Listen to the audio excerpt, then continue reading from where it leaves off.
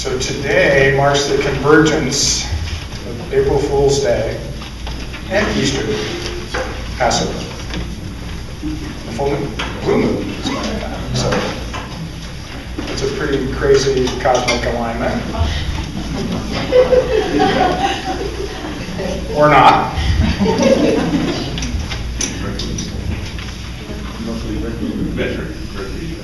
Mercury's always retrograde. But the mind seeks to discern patterns out of this kind of stuff and creates them where there are none, making up stories as it goes along. It's tricky business. Keep an eye on the old mind all the time. Because we're not so much rational animals as rationalizing animals. So in that spirit, I bring you opening words from the 14th century Chinese poet Longchen Pa. Since everything is apparition, perfect in being of itself, having nothing to do with good or evil, acceptance or rejection, one may well burst out laughing. So I would like to invite everyone to stand.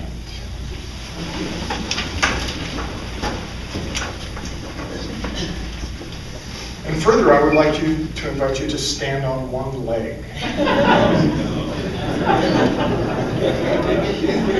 And if you need to hold on to somebody next to you, that's okay.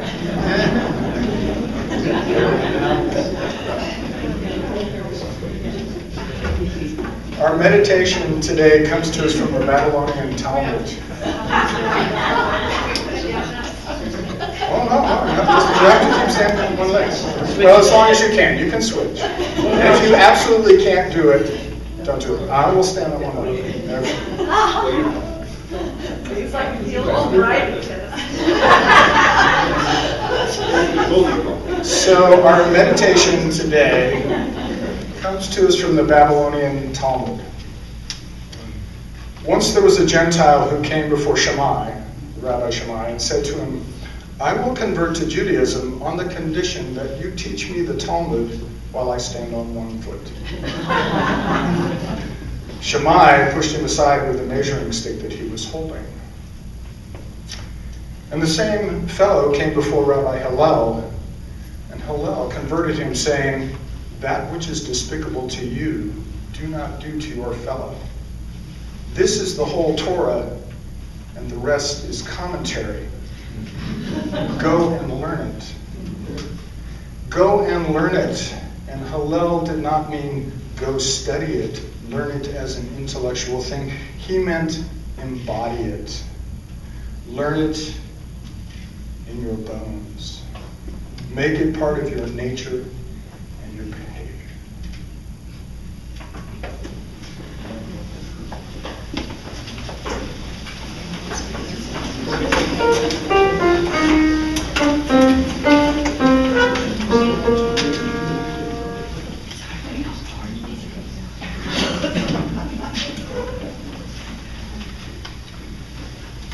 So I think it's kind of a little funny that nobody really seems to know how April Fool's Day came about.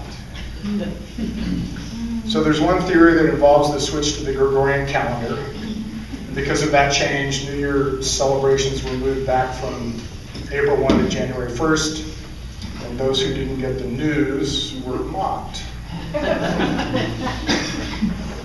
Other theories claim a lineage with ancient pagan or Roman celebrations of spring. I think, without any supporting evidence at all, that it's a remnant of the Feast of Fools, which was a popular festival during the Middle Ages. It was held on or about January 1, in which a mock bishop or a pope was elected. Ecclesiastical ritual was parodied, and low and high officials changed place in a social reversal. Pagan hijinks ensued, and things got pretty rowdy and risque, according to the reports. Or maybe it just spontaneously arose. We're not sure. It's just one of life's little mysteries. And there are a great number of people who absolutely hate April Fool's Day.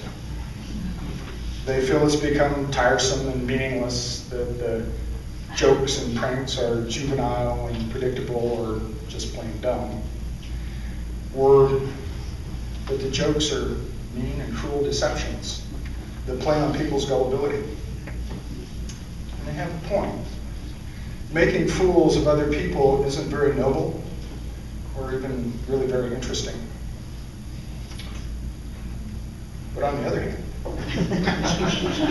playing the fool, or being a fool with a capital F, has a rich lineage. And being a big F fool, a great fool, puts us into ancient archetypal territory. The land where the holy fools and the sacred clowns and the tricksters walk the land, fast talking crazy wisdom and delivering punchlines so fast you barely have time to laugh. And those archetypes are all related, but they're somewhat distinct. So it's worth taking a few minutes to explore them. Holy fools seem to be quite specific to Christianity. And to be holy was to be innocent in the eyes of God. And being a fool for Christ meant giving up one's worldly possessions, flouting social customs to challenge accepted norms and deliver prophecies, and mocking those with pretensions to being holier than thou.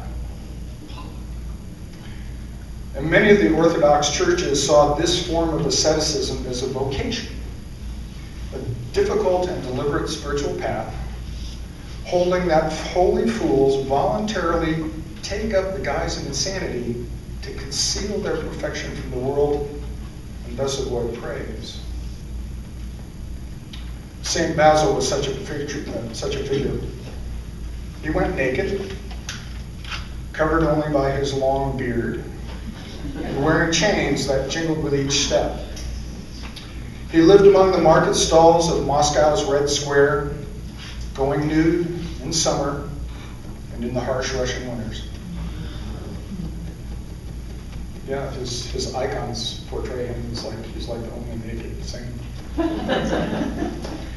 Any money he was given was immediately spent on food and clothing for other poor people, if he didn't just give it away at once to them. And in his wanderings through the city, he would sometimes pick up stones and throw them at the houses of the rich. Other times he would approach those same houses and reverently kiss their stones and pray for the people who lived in them.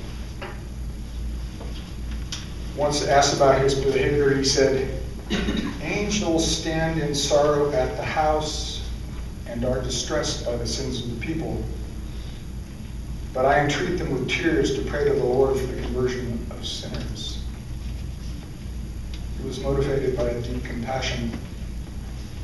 It is said that the Tsar Ivan the Terrible feared no one but St. Basil.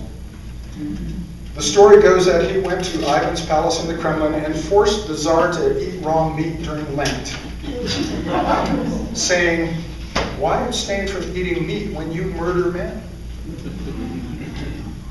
Tsar let him live.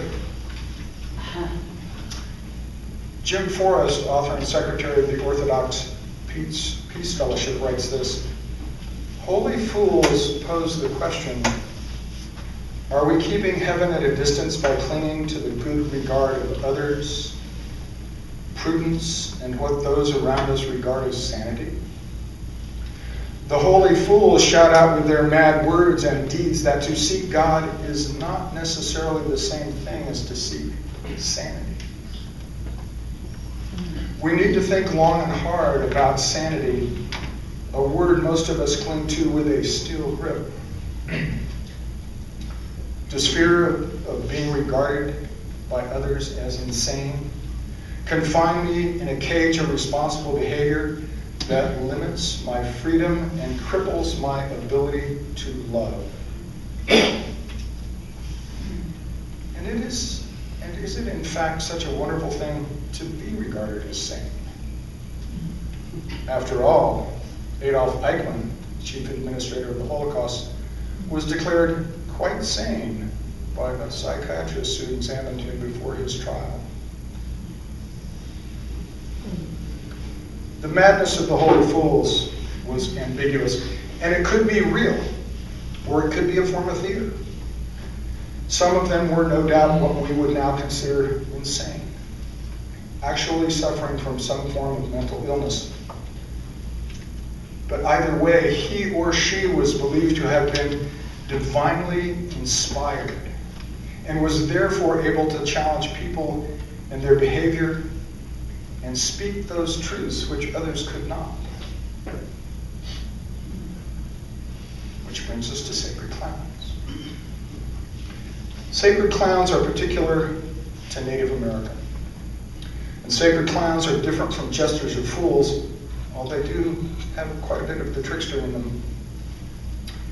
There are the koshare, who follow behind the neat rows of katsina dancers, dancing out of step, singing one beat behind. These are the confusing individuals, men dressed as women, old men acting young, young acting old. They are lovers, teasing the young women and the tourist ladies taking pictures, mocking the crowd and the dancers and the whole scene. There are the heyoka, the contraries in Lakota territory, who do strange things. He says yes when he means no. He rides his horse backwards. He wears his moccasins or boots the wrong way. When he's coming, he's really going. When it's real hot, a heyoka will shiver with cold, put on all his clothes and blankets, build a big fire and complain he is freezing to death. And in the wintertime, during a blizzard, the heyoka will be sweating. It's too hot for him. He's taking off all his clothes and going through a stall in the snow. And those are only two examples among many.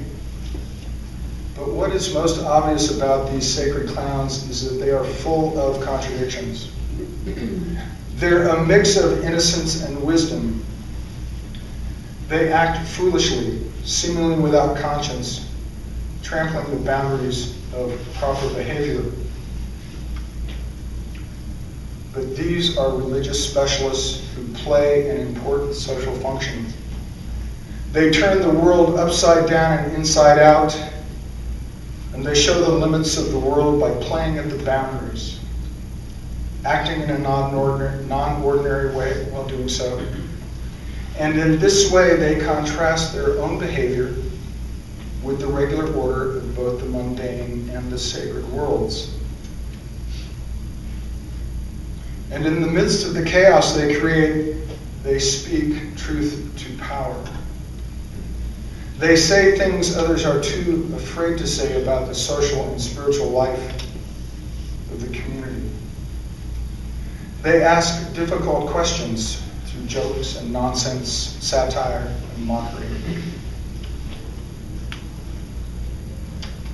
Which brings us to the Buddhist tradition. It's pretty broad over it. We're flying at 10,000 feet here. So Zen happened when Buddhism met Taoism in 680 China, more or less. Later spread to Japan, where it flowered. Some Zen lineages trace their beginnings back to 500 BC India, to a meeting of the Buddha and more than 1,000 of his disciples, at which the Buddha held up a white flower. And all the other disciples just looked on without knowing how to react. But one monk, Kasyapa, smiled faintly. And the Buddha picked him as the one who truly understood him and was worthy to be his successor. And this direct pointing to reality was the beginning of Zen. The crazy wisdom of the Zen master transforms ordinary experience back into ordinary experience. Most experience is extraordinary. We overlay it with our preconceptions and our judgments, filter it through our pragmatic desire to find a use for everything. Zen is to move beyond desire, ideas, or words, and experience each moment without qualification. And the Zen holy fools have direct experience of the world from moment to moment, making them capable of continuous spontaneity and playfulness. Zen is perfectly crazy wisdom. A story. Master Shi Kung asked a disciple if he could take a hold of empty space. And the disciple made a grasping movement in the air with his hand, but Shi Kung exclaimed, "You got nothing." The disciple then asked, "What then is your way?" Whereupon Shi Kung took hold of the disciple's nose, gave it a sharp twist, and said, "That is the way to take a hold of empty space."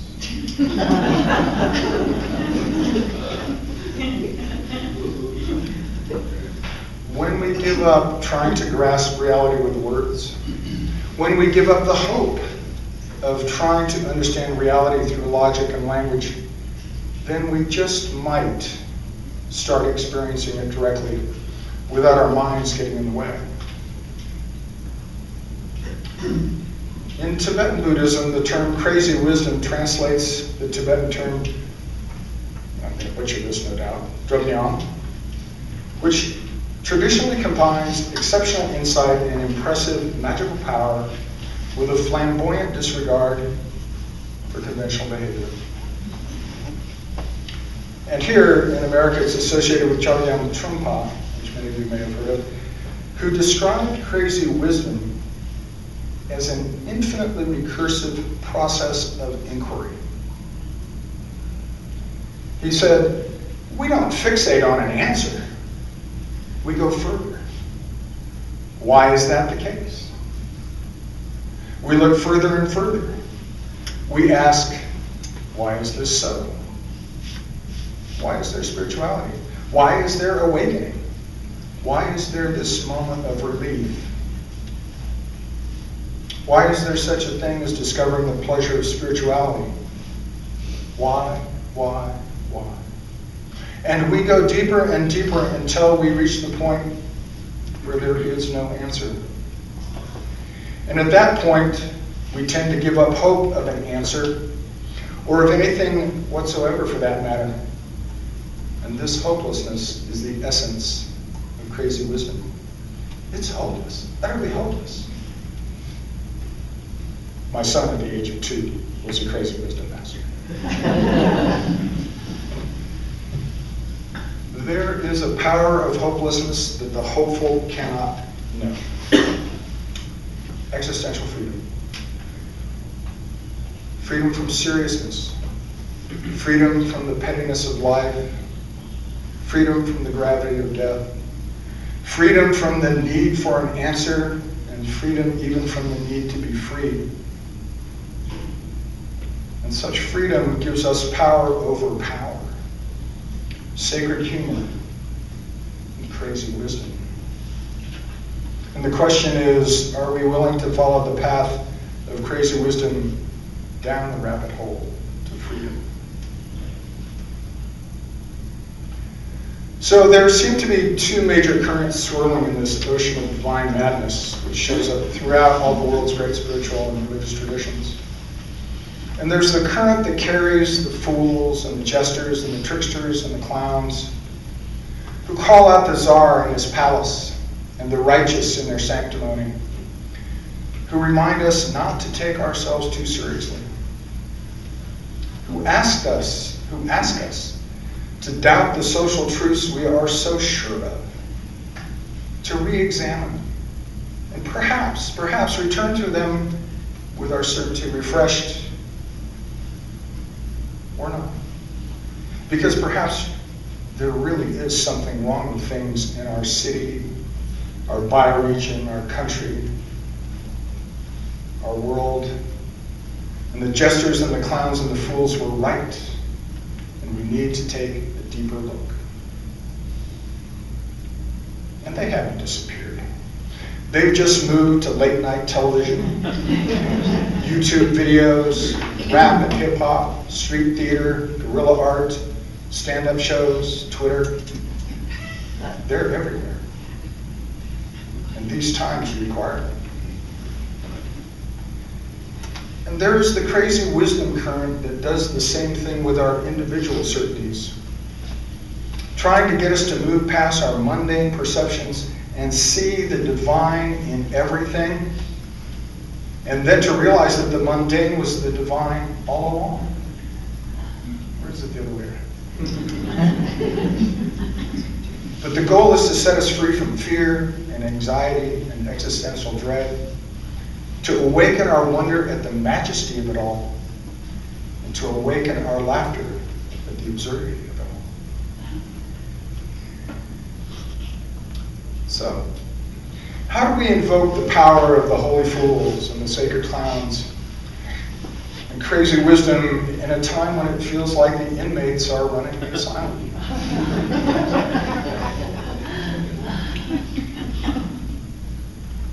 Back in the 4th century AD, St. Anthony the Great said, "A time is coming when men will go mad, and when they see someone who is not mad, they will attack him, saying, 'You are mad.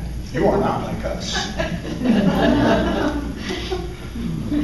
That time is now, and yesterday, and tomorrow. And who are the inmates? Is this the asylum? Who is mad and who is not? Do not be certain of your answers. We point fingers at the mirror. Break it. And when the cracked pieces of the mirror lie on the floor, the spell broken, here we are. The sun rises and sets, and there is work to be done. The children fed, the dishes washed, the trash taken out. The world is the same, but different. What to do? And this turns out to be a rather practical matter. So I'll end with these instructions from Tom Robbins. Crazy wisdom is the philosophical worldview that recommends swimming against the tide, cheerfully seizing the short end of the stick, embracing insecurity, honoring paradox, courting the unexpected, celebrating the unfamiliar, shunning orthodoxies, ours and others, volunteering for tasks nobody else wants or dares to do, and breaking taboos in order to destroy their power. It's the wisdom of those who turn the tables on despair by lampooning it, and to neither seek authority nor submit to it. To enlarge the soul, light up the brain, and liberate the spirit. In the words of Hillel, let us go and learn.